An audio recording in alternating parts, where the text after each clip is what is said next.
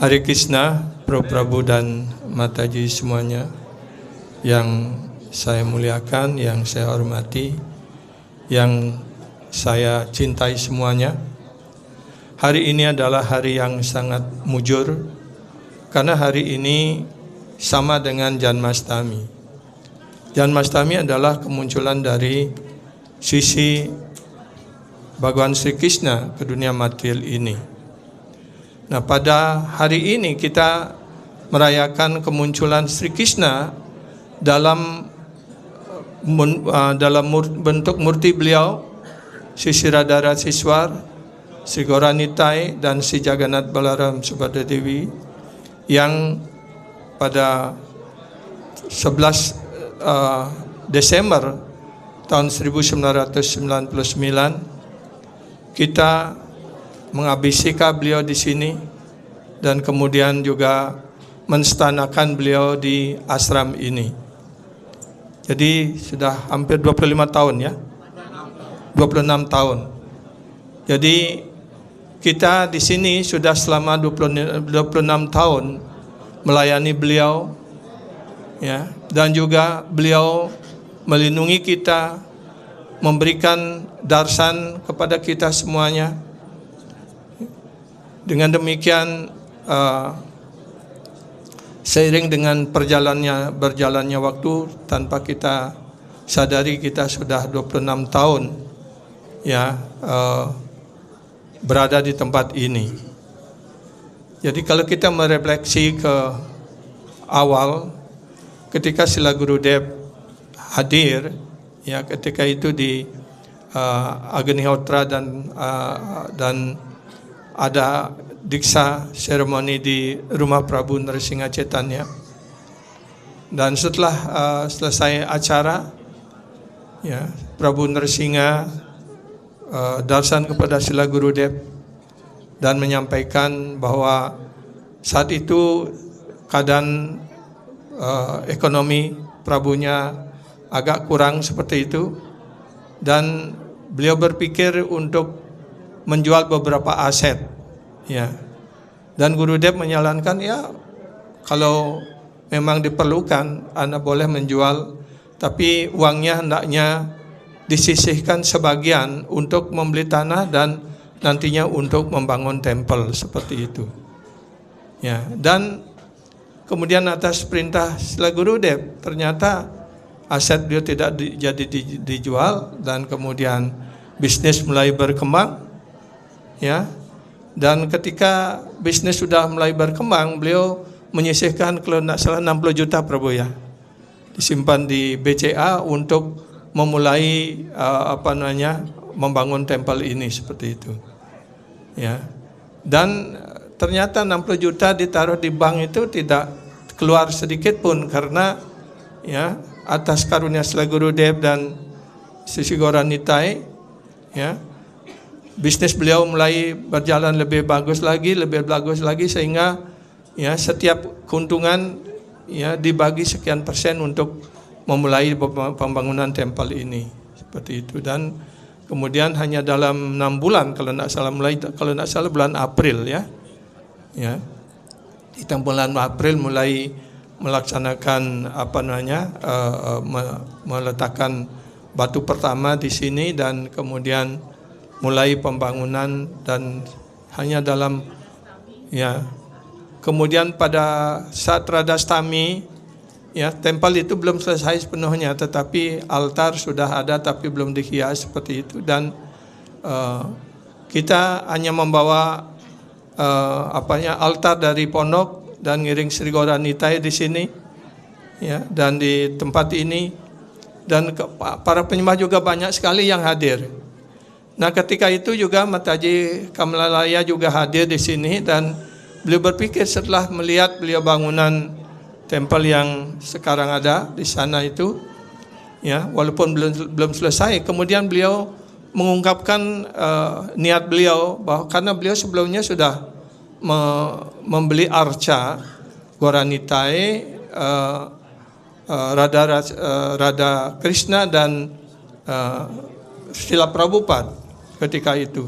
Tapi kami tidak pernah dikasih melihat seberapa ukuran arca itu. Ya, hanya Mataji Nagawi saja yang boleh melihatnya, karena Mataji Nagawi harus membuatkan pakaian untuk beliau. Dan beliau menyampaikan niat beliau ketika itu, oh kalau begitu di sini sudah ada tempel. Dan beliau bertanya kepada kita, apakah sudah ada arca yang akan dipuja? Belum, kita bilang begitu. Kemudian beliau menyampaikan, lebih baik arca yang sudah saya beli nanti dipuja di sini saja, seperti itu. Ya. Dan kemudian kita setuju dan mencoba untuk menyelesaikan tempel ini dengan sebaik-baiknya. Kemudian pada akhir tahun itu, yaitu pada 10 Desember 1999, ya, sahabat kami Pak Madewianto menyelenggarakan Art and Peace, ya, seni dan perdamaian ketika itu. Dan kita juga diundang, diajak dalam panitia dengan dan Ibu Gedong dan Gandhi Ashram ketika itu. Ya, kita bekerja sama dan saya ditunjuk sebagai ketua untuk Padayatra. Ya, pada hari H itu, ya, dan sebelumnya juga Srila Sipad Maharaj sudah datang untuk merancang bagaimana melaksanakan Art and Peace itu dengan cara yang sangat besar. Bahkan beliau sempat mengundang seorang rohaniwan dan dari Yogyakarta, khusus diberikan tiket PP ketika itu, bertemu dengan Sipad Maharaj dan Bu Gedong dan merancang acara, dan direncanakan bahwa spanduk yang panjang seperti itu bersih Art and Peace dan dengan helikopter dan sebagainya seperti itu. Jadi ada rencana yang sangat besar. Dan kita juga mengusulkan untuk membuat yatnya di Padanggalak, kalau tidak salah waktu itu 8 atau 9 yatnya. Inginnya kita membuat 108, tetapi karena keterbatasan waktu itu kita hanya membuat 9 kunda. Ya, dan kemudian pada saat 10 November itu ada Padayatra mulai dari dari Ashram Gandhipuri di Ibu Gedong di jalan di depan Universitas Udayana, ya, dan langsung berjalan Padayatra menuju Padanggalak. Jadi cukup panjang sekali waktu itu. Tetapi semua penyembah dan masyarakat bersemangat sekali melaksanakan acara itu seperti itu. Dan Sripad Maharaj juga hadir pada saat itu, karena saya tidak bisa hadir menjemput Maharaj. Jadi kami memohon kepada Prabu Brajendra dan Prabu Narsingha untuk menjemput Sripad Maharaj, karena beliau tidak bisa hadir terlebih dahulu. Beliau hadir pada hari H. Ya, dan dari sana langsung beliau diiring ke tempat acara di Padanggalak seperti itu. Dan setelah selesai acara itu, keesokan harinya kita sudah merancang, kita akan melaksanakan Abhiseka di sisi Radha Raseshwar, Sri Jagannath Balaram Subrata Dewi dan Goranitai pada saat itu di tempel ini. Ya, dan sebelumnya His Holiness Kawi Chandra Swami juga hadir di Bali. Tapi ketika beliau bertanya bahwa kita akan siap memuja arca seperti itu, beliau selalu bertanya dengan sangat teliti sekali, berapa pakaian sudah disiapkan, dan kita selalu mengatakan paling tidak kami sudah siap 3 stel seperti itu. Ya, 4 stel sudah dibuatkan.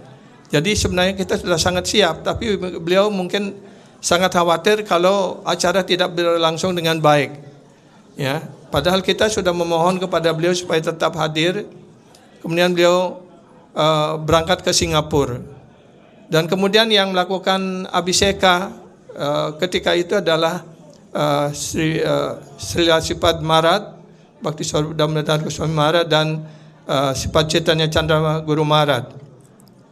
Dan beliau juga yang membawa arca Jagannath Balaram Subrata Dewi dengan ukuran yang lebih kecil, karena kita tidak tahu ukuran arca yang yang besar seperti itu. Ternyata tinggi dan hanya dibilang hanya 30 cm gitu. Jadi dibelikan arca Jagannath Balaram Subhadra Dewi yang kecil. Jadi hanya seukuran mula arca ataupun arca untuk Utsawa Murti seperti itu. Karena itu terjadilah timpang jadinya, ya. Dan acara berlangsung dengan baik, ya. Sri Padma Maharaj yang memimpin dan Chaitanya Chandra Das Guru Maharaj yang mengucapkan mantra-mantranya seperti itu, dan Prabu Sarvabhauma yang dan Prabu Udawa kalau tidak salah, ya. Ya, Prabu Suresa yang membuat Agnihotranya seperti itu, ya, dan acara dapat berlangsung dengan baik, ya. Itulah saat Abhiseka ketika itu. Dan kemudian keesokan harinya tanggal 12 Desember adalah pembukaan resmi ashram ini. Ketika itu kita mengundang Bupati Badung. Sebenarnya beliau sudah siap untuk hadir, tapi mendadak pada hari H beliau ada acara harus mendampingi gubernur, sehingga beliau mengirim sekda, sekretaris asisten satu waktu itu, ya, namanya teman sahabat kami Kompiang Raiswandike, yang mewakili Bupati Badung untuk meresmikan tempel di sini, dan juga Ibu Gedong Bagosoko sebagai sebagai rohaniwan dan juga sebagai anggota DPR MPR utusan Bali ketika itu. Jadi tempel ini sudah resmi dibuka oleh pemerintah Kabupaten Badung dan juga wakil dari DPR MPR, ya, dan beliau yang menggundeng pita. Nah, waktu itu terjadi suatu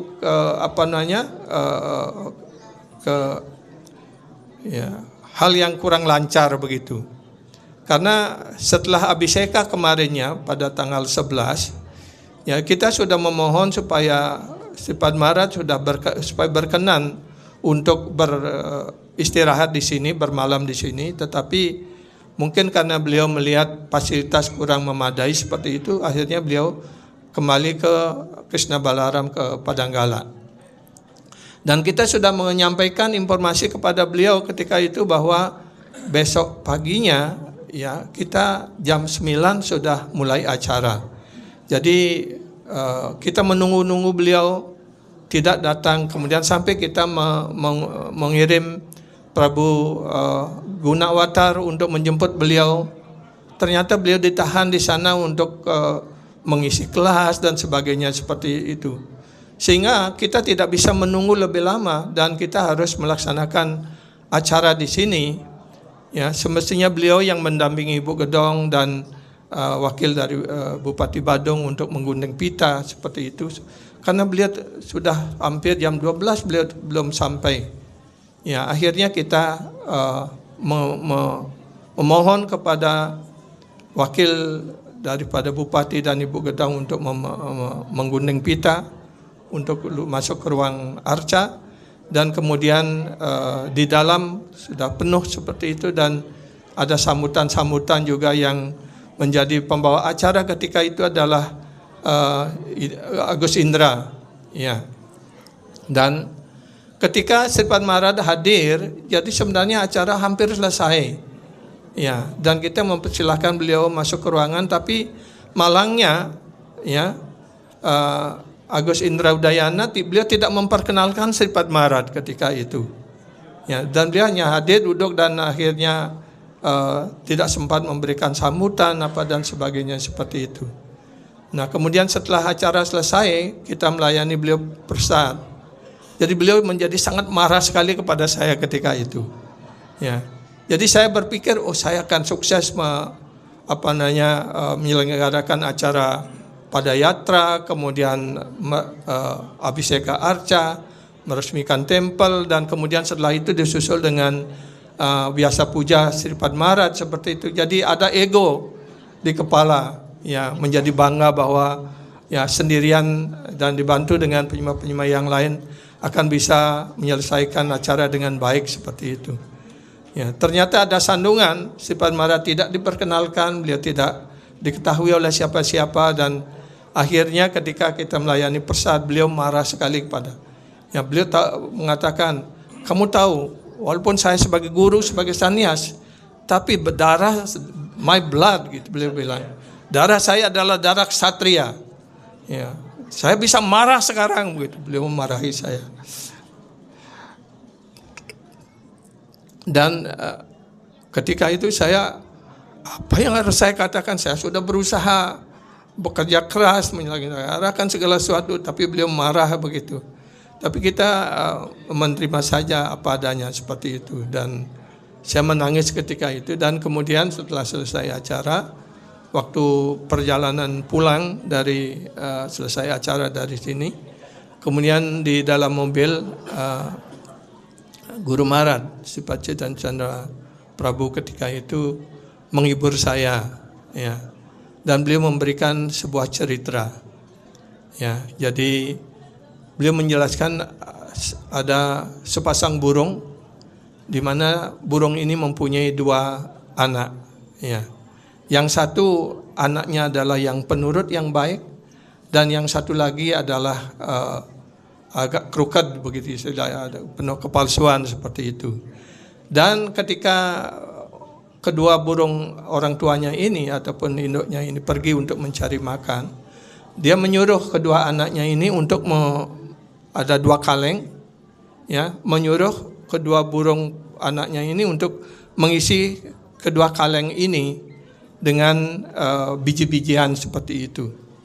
Dan dia menyampaikan siapa yang bisa membuat kaleng ini penuh, ya, dia akan mendapat hadiah atau disayang seperti itu.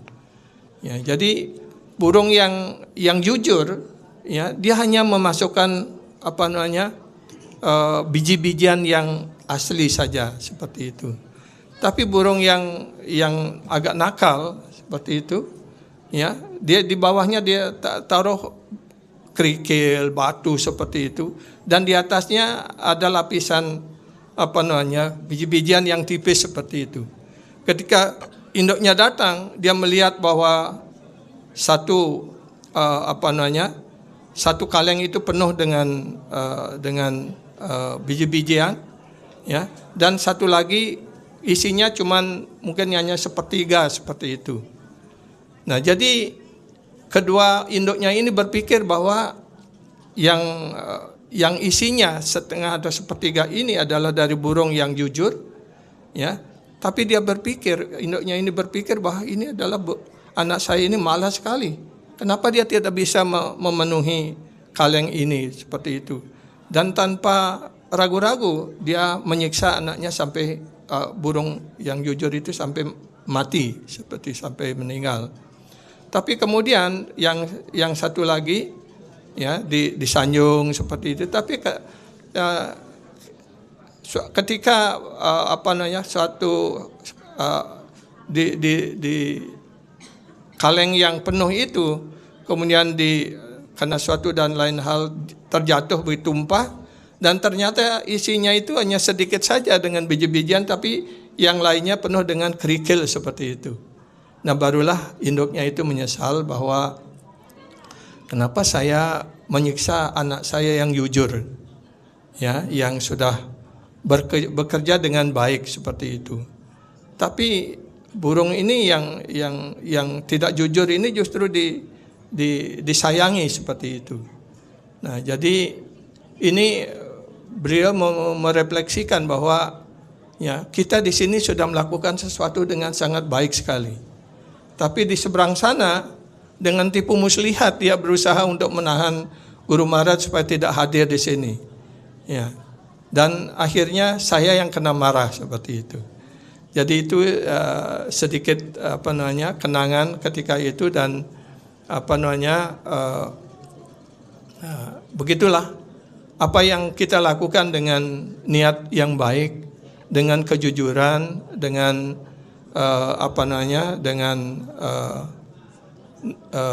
kerja yang penuh cinta bakti seperti itu, dan tanpa ada kepalsuan dan sebagainya, pasti akan menghasilkan sesuatu yang lebih baik seperti itu.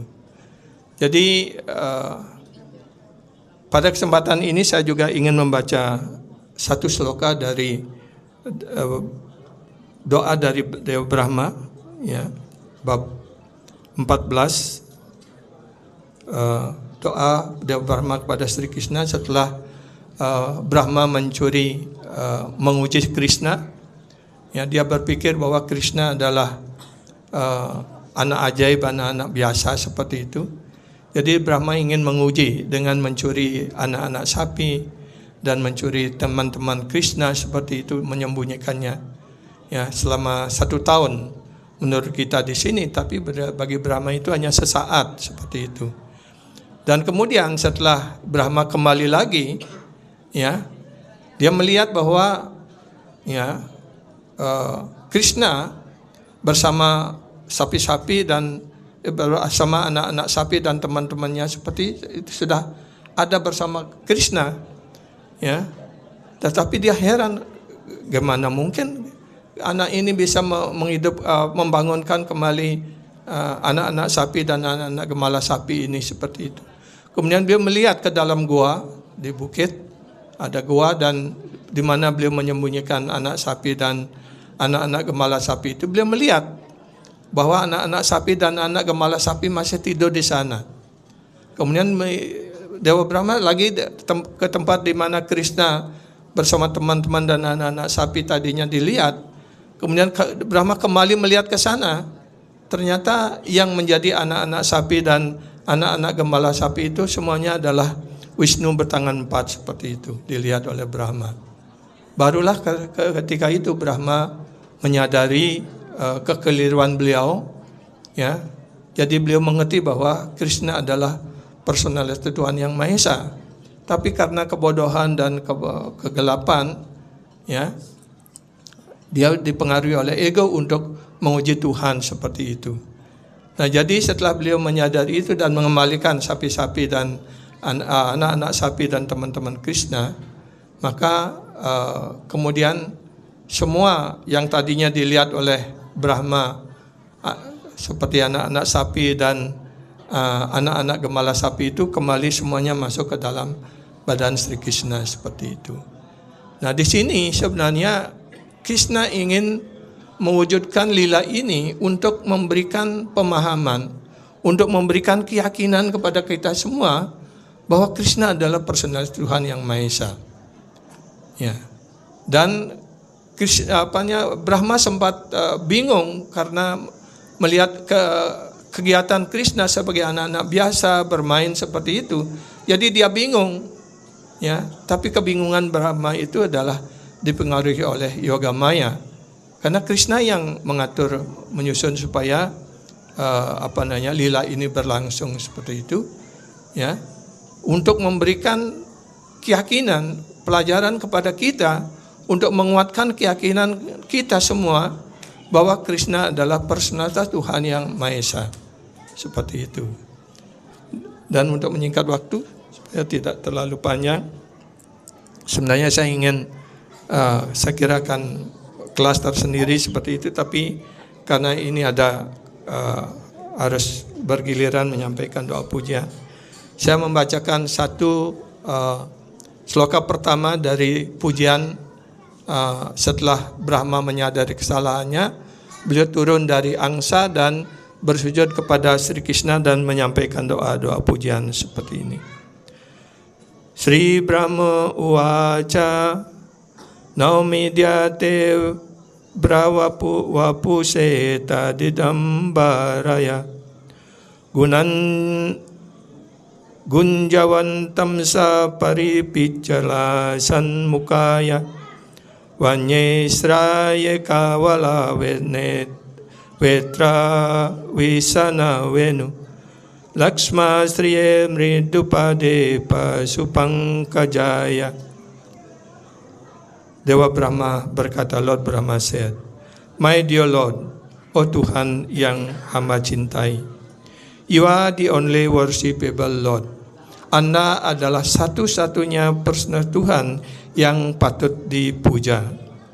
The Supreme Personality of Godhead, personalitas Tuhan Yang Maha Esa. And therefore I offer my humble obeisances. Dan karena itu hamba menyampaikan sembah sujud hormat hamba yang paling dalam. and prayers just to please you. Dan hamba menyampaikan doa-doa hanya untuk memuaskan diri Anda. O son of the king of cowherd. Oh, putra dari raja para penggembala. Nah, di sini Dewa Brahma tidak mengatakan Krishna adalah putra Wasudeva. Tapi di sini Brahma menyapa Krishna sebagai putra dari para raja para penggembala, artinya putra dari Maharaja Nanda. Your transcendental body is dark blue like a new cloud. Badan rohani Anda adalah berwarna biru gelap seperti mendung yang akan menurunkan hujan. Your garment is brilliant like a lightning. Pakaian Anda, doti Anda adalah seperti cemerlang, kuning cemerlang seperti halilintar. And the beauty of your face is enhanced by your gunja earring and the peacock feather on your head. Dan ketampanan wajah Anda dihiasi dengan anting-anting dari gunja dan kalungan bunga yang terbuat dari berbagai daun-daun dan bunga-bunga hutan. Wearing a garland of various flowers. Sebentar. Your face in hand by your earring. Wajah Anda dihiasi dengan anting-anting, dan rambut Anda dihiasi dengan bulu burung merak. Wearing garland of various forest flower. Anda memakai garland atau kalungan bunga yang terbuat dari berbagai macam bunga-bunga hutan dan daun-daun. And equipped with herding stick. Dan Anda dilengkapi dengan alat penggembala. Alat gembala ataupun kalau di Bali istilahnya pecut And buffalo horn of flute. Dan juga beliau membawa trompet yang terbuat dari tanduk kerbau dan juga membawa seruling. You stand beautifully with a morsel of food in your hand. Dan Anda berdiri dengan sangat tampan dan di tangan Anda, di tangan kiri Anda masih memegang morsel ataupun makanan bijian yang bercampur dengan yogurt, seperti itu. Dan kenapa di tangan beliau masih memegang nasi ataupun biji-bijian, rice dan yogurt?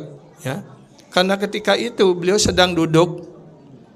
Kejadiannya adalah setelah beliau membunuh Agasura, karena waktu sudah siang, kemudian beliau pergi ke tepi Sungai Yamuna. Di sana ada pelataran, ada pasir di sana, dan beliau mengembalakan anak-anak sapi.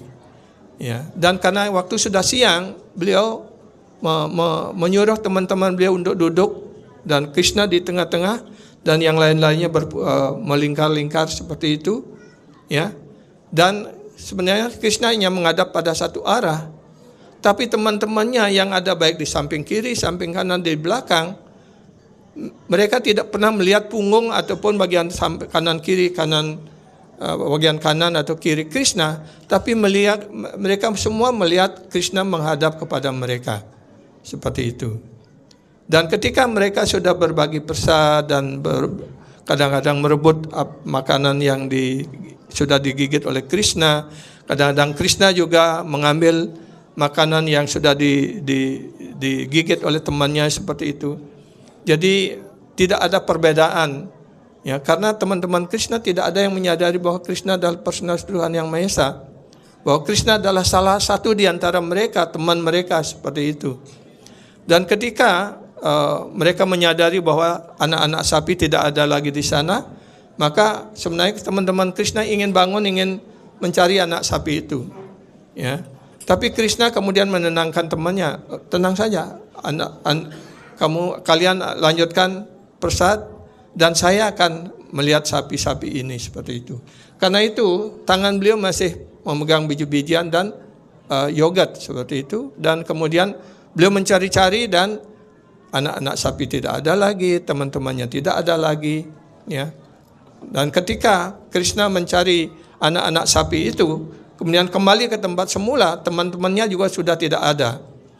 Ya, kemudian Krishna berpikir, oh, ini Brahma yang ingin menguji saya, seperti itu. Ya, kemudian beliau berpikir, kalau saya sekarang kembali sendirian pulang, bagaimana? Induk-induk sapi, orang tua semuanya pasti akan cemas.